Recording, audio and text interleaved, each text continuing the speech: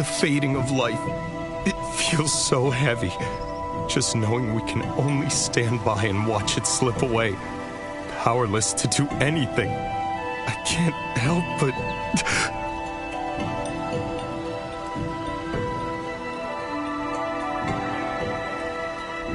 We should be grieving at a time like this. We ought to show some respect for those who have passed.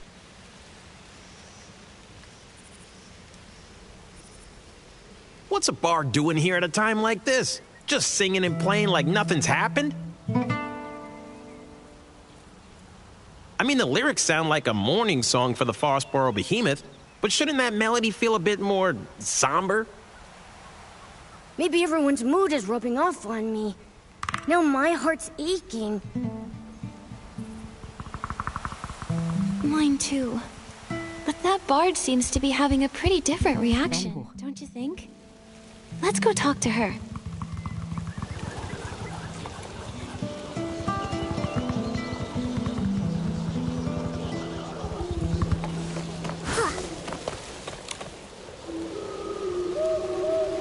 We are like the intertwining streams of the forest, shining, shimmering in the dawnlight like tears.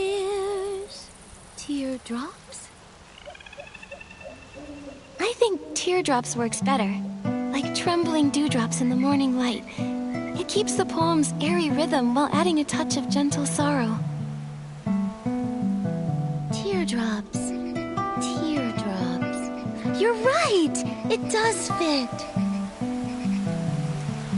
Thank you, miss. Oh, and your little round companion, too. Are you also here to bid it farewell? What do you mean by it? Oh, you must be passing through, I take it. Or stylist, perhaps? Such a shame. The Forest of Slumber isn't exactly the best place to find inspiration. Momo and I came here for the Frostbow Behemoth's slumber, but we've run into some strange things that we don't quite understand. That's right. We planned to come straight here, but we saw this cabin right near the Forest of Slumber. We found this strange poetry collection inside, and before we knew it, we were here. Nikki, Momo, a small cabin, a strange poetry collection. Well, whatever the case, since we're all here for the Frostbow Behemoth, that makes us friends. Please, allow me to introduce myself. I'm Melody, a bard who roams this land. I am the forest's most devoted traveler. So you're Melody. We saw your name on the poetry collection back at the cabin. The cabin? Oh, yes! I call it my verse haven. Strange. I don't recall writing any A bard's poems are like fallen leaves in the forest. When inspiration strikes, a few lines are left behind, and when the wind blows, they scatter and drift. But fortunately, even scattered verses are somehow woven together by the unseen thread. That's the charm of a bard. They can turn the simplest words into something incredible. Duh. Why can't I do that? Well, Momo, that's quite a unique way to compliment someone. Do you mean that Frostbow Behemoth that's close to its final slumber? Yes, it loves meeting interesting people. Beings, I should say. Wait, so those people we saw earlier were here to say goodbye to the Frostbow Behemoth too? That's right. To the world, the behemoth is a mighty and dangerous creature. Only here in this quiet, it's almost as if it's written into their very nature. When they grow old and weary, they follow the moonlight to the Forest of Slumber. There some come here to mourn through great works. Others sit in silent prayer. As for me, I only wish to sing it off to sleep.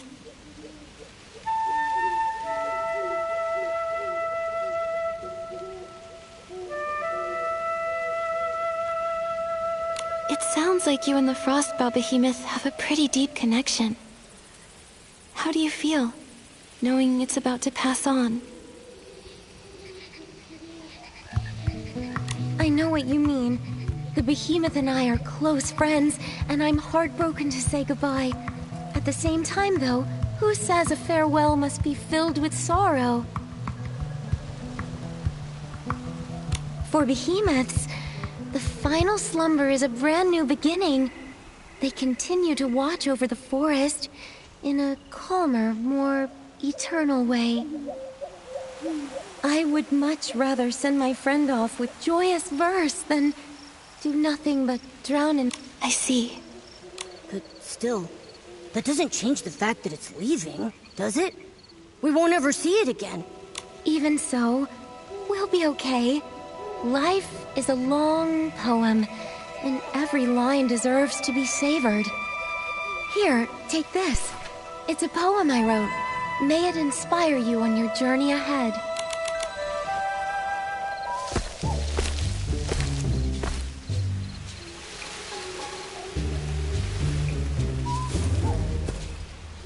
A behemoth? How did a young behemoth get here? Hey! Out of the way! Didn't they say there was only an old frostbow behemoth in the Forest of Slumber? Wait a second. It's white. It's a young behemoth.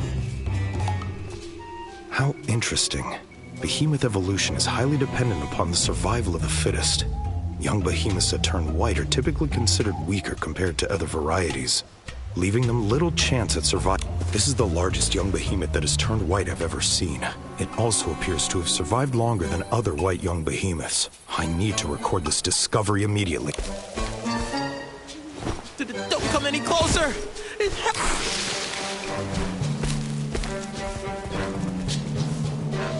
Watch out, Nikki! Don't worry. I'll protect you. It's okay, Momo. By the looks of it, this seems to be a fairly young, sprout-born behemoth. It's likely much less aggressive than a fully grown one. However, it's clearly agitated. We'll need to find a way... You're right. If it keeps running around like that, it might hurt itself. Let me try.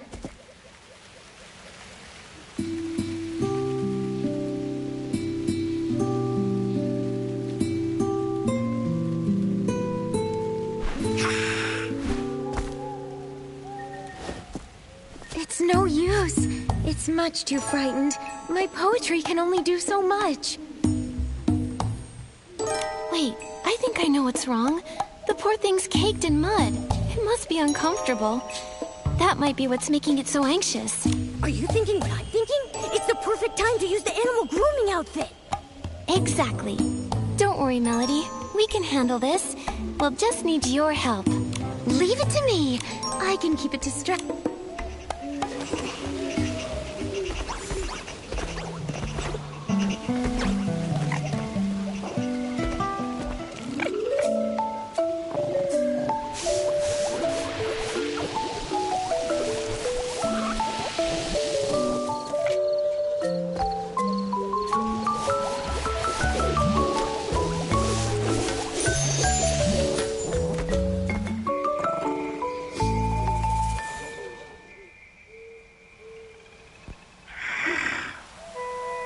Nikki, are you okay? I'm fine, don't worry. The behemoth looked so scared while I was grooming it, but it never tried to attack me. I don't think it meant me any harm. This young one is quite a bit smaller than an average sprout-born behemoth. Not only that, but it seems to have a familiar... Could it be related to the frostbow behemoth in the forest? Wait. I think I know what it's trying to say. Could you repeat that?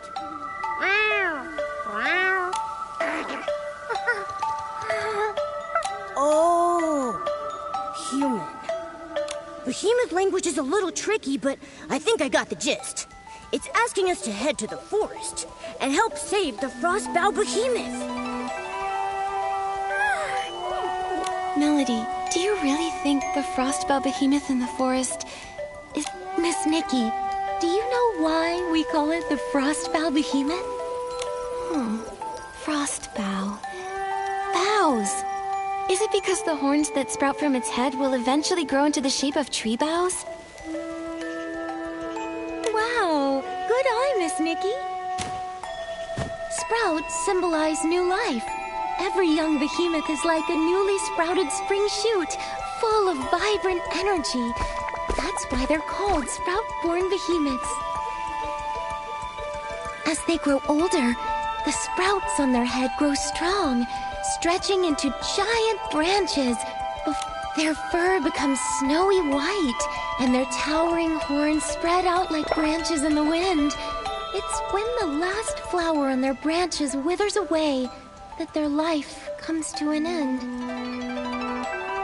For the behemoth, this is the circle of life. For you and me, the same can also be said. We too must meet our end one day. I see. Melody, I still want to follow the young behemoth into the forest. What if there's still hope? Maybe the frostbow behemoth is just sleeping. No one's ever seen it themselves, right? Everyone only knows it from... All things have cycles, beginnings and ends, like that. You must follow your heart, Miss Nikki. Thank you, Melody. Then, let's go, little one. The Forest of Slumber is still the... All right, then. I wish you luck on your journey. Close your eyes. Time to rest. Time to keep the promises that we made.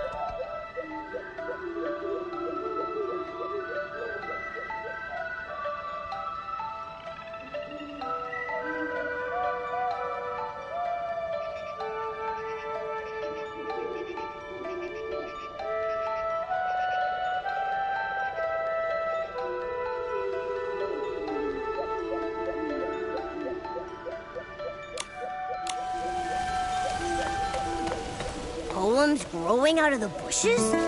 And that glimmer?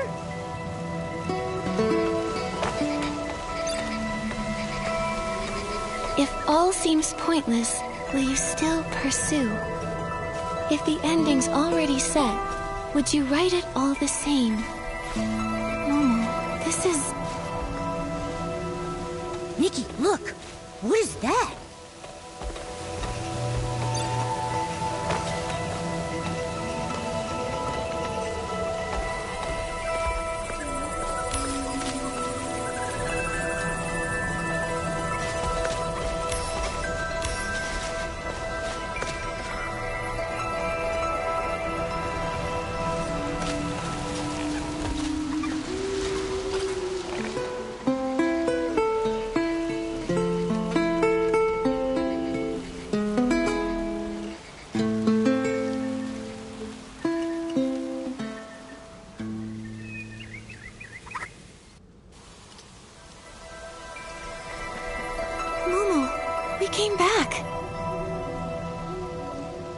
So fast.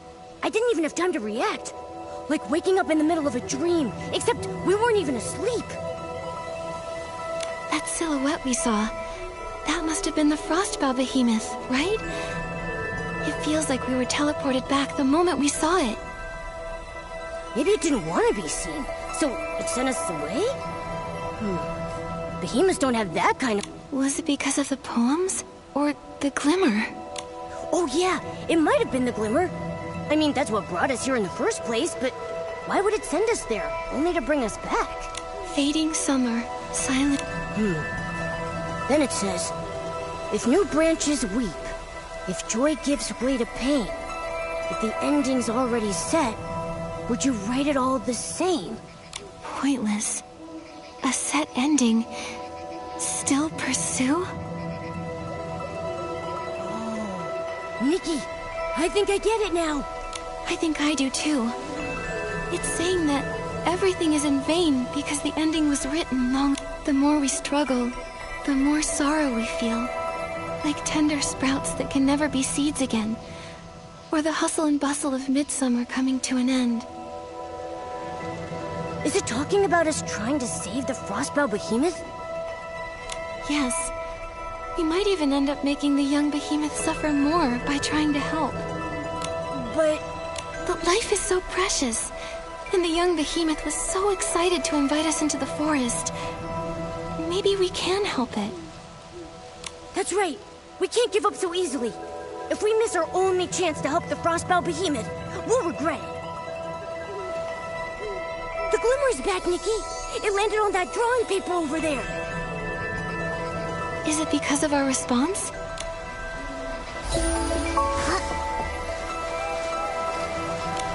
It's a strong, full-grown behemoth. The way it runs through the forest is so graceful. And look over there. It looks like a girl? There's some faint writing on the back of the paper.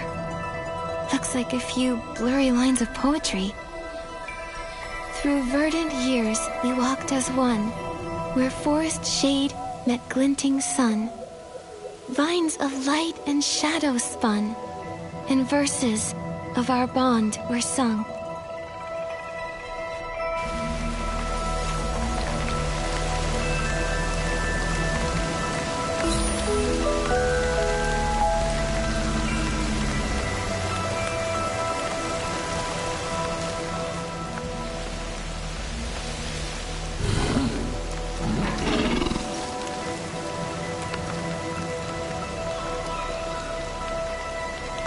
Wow, it looks like a snowy mountain up close. Its horns really do look like branches, don't they? And look at those tiny white flowers hanging from them. Melody said that when the white flowers on a behemoth's horns wither away, its life is coming to an end. If you can see them, that means we still have a chance.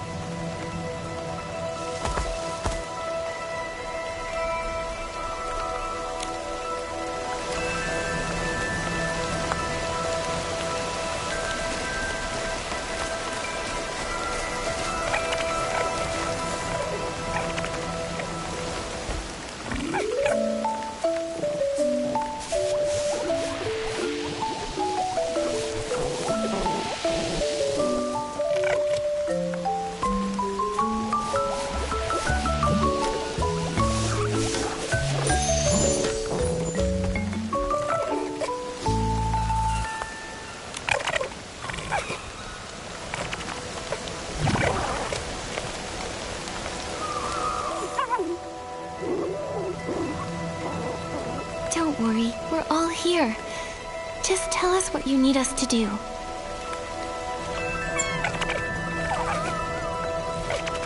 It says hello to both of us, and it wants to say thanks. It's asking if we can use these things it found earlier. These healing supplies to help Papa? It must be referring to this Frostbow behemoth. Healing supplies. Oh, I think I found them. A big pile of herbs, right? It says Papa's body isn't as warm as it usually is, and it's been sleeping a lot more. It says when Papa sleeps, he cries out in pain. He's really worried. Papa hasn't spoken to it for days. It thinks Papa might be sick. It says it's seen many humans and trillings before, and they all had... When someone felt as bad as Papa, they'd take out something soft that smelled nice to make them get better. So it thought if it could just find similar things, Papa would surely recover. It searched all around and gathered a bunch of them. But it doesn't know how to use them, so it needs to find someone who could help. It remembered what healing looked like, and it's trying its very best to ease the Frostbow Behemoth's pain in the only way it knows how. Good job, little one. You've done so well. It says Papa is really important to it. Papa took care of it when it was all alone and helped the little guy survive. It doesn't want to lose Papa. Papa's the best in the whole world.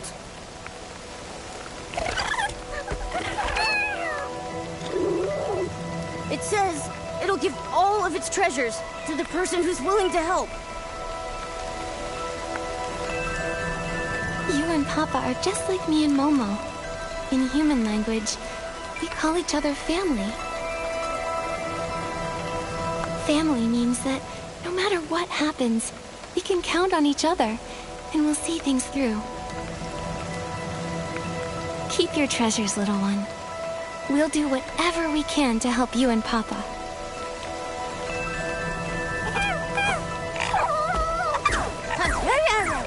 No need to thank us. Now let's take a look at these healing supplies and see if there's anything we can use.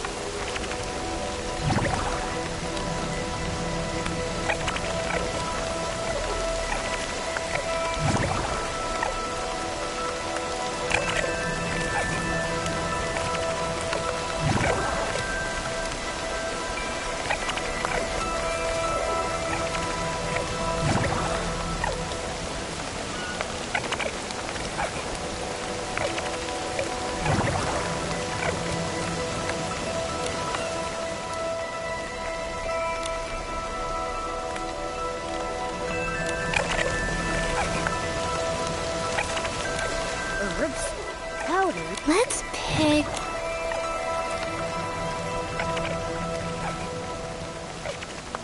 a handful of dried herbs. There's gotta be something... This little pup? It says anti-insect. This bandage. Maybe... That's fine. We'll keep looking. How about this one? This says rest powder. It's supposed to restore energy. Looks like we'll still have to figure something out ourselves. Still, maybe the rest powder can help the Frostbow Behemoth sleep more comfortably and ease its pain. Right. And it might also help calm the young behemoth. Let's take it and try it out on the Frostbow Behemoth.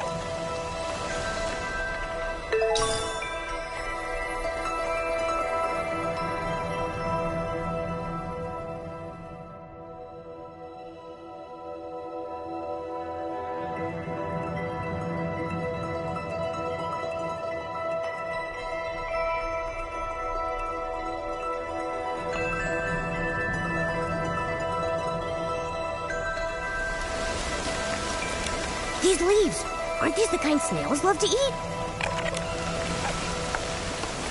Hey. Huh. Yup. Huh. Huh.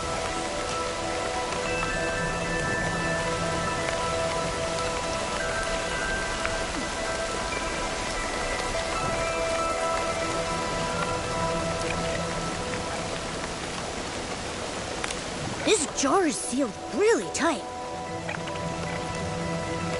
My instinct tells me that even with all our strength, we still wouldn't be able to open it.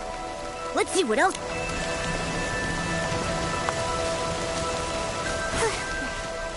The closer we get, the more I see just how weak the frostbound behemoth really is.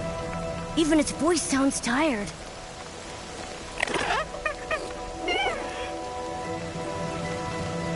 It says, don't be afraid, and that Papa won't hurt us.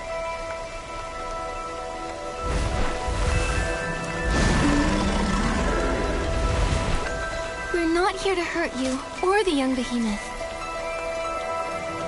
We're here to help. This is the medicine the young behemoth found. If you take it, it should ease the pain and help you rest.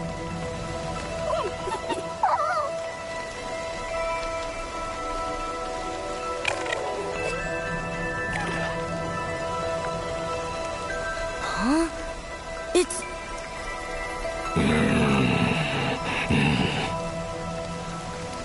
Huh? You don't need it. It's asking us to leave. Leave? Why?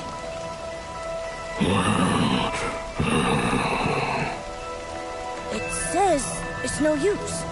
It thanks us for our kindness, but it wants us to go before the young behemoth gets back. It'll tell the little one that it's already taken the medicine. It says that this is natural. It's the final stage of its life cycle. Sooner or later, every behemoth gets to this point.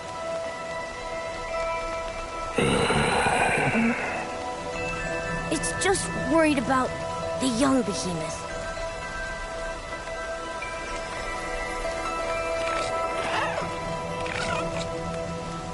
Nikki, should we...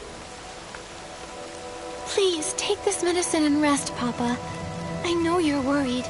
This way you can stay with the young behemoth for just a little longer.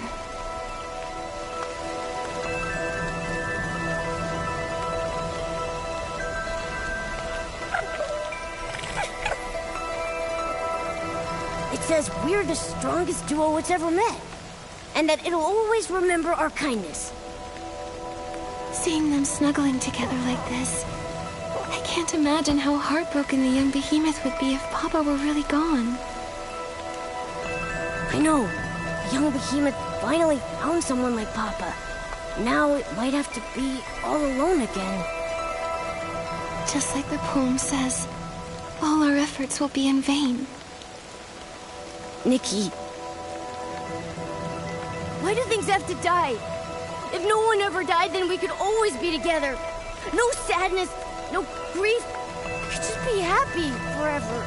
But if life never ended, how would we know the depth of our love for one another?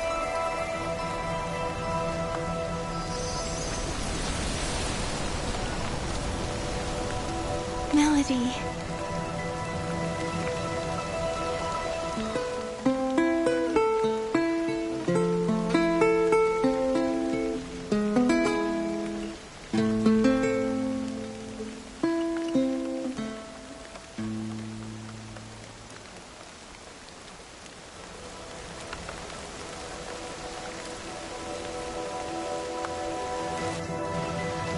Glimmer sent us back to the little cabin again. If life never ended, how would we know the depth of our love for one another? What did Melody mean by that? Oh, I get it. Every time we're faced with a difficult question like that, we get sent back to the cabin. But when we find an answer, the Glimmer shows up and sends us to another story.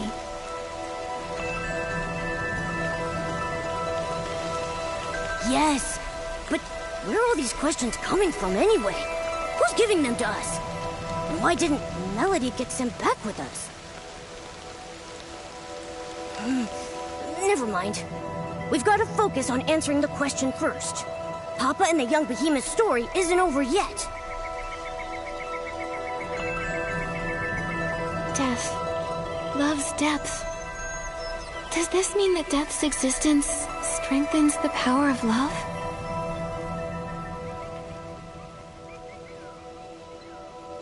I guess that sounds right, but wait.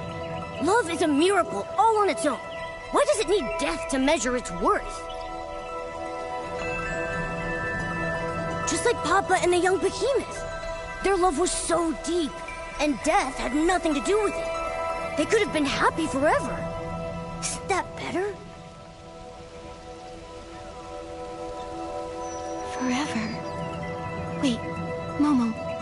If life lasted forever, would Papa and the little one's love even exist? Papa protected the young behemoth and saved its life. That's how the two of them became each other's chosen family.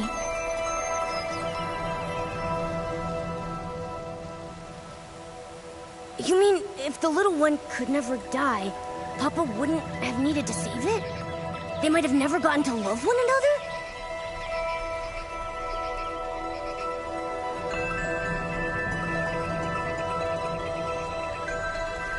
And the little one trying everything they could to keep Papa alive.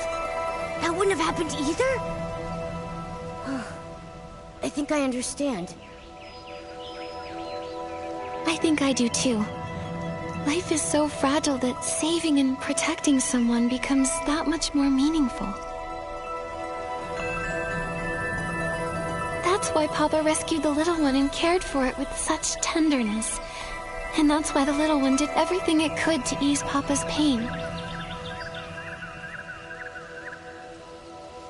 Death strengthened their love, in a way. An inescapable end to a wonderful story. But that love won't die with Papa. It'll live on forever in the young behemoth's memory.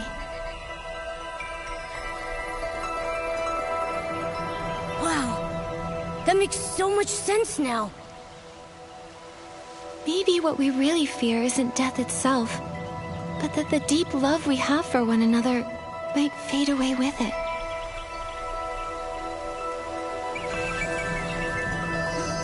The glimmer! It's back! Looks like we found the right answer, Nikki! There it is! On that photo over there! Let's take a look.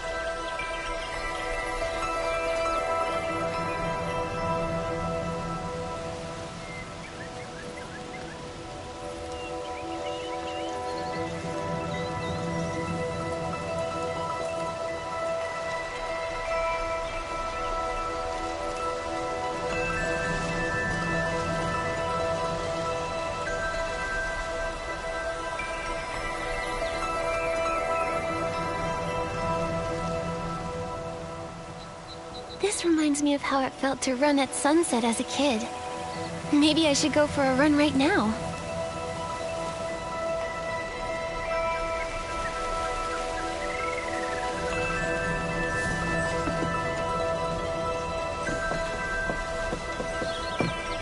It's a slumbering frostbow behemoth. The verse on the page reads,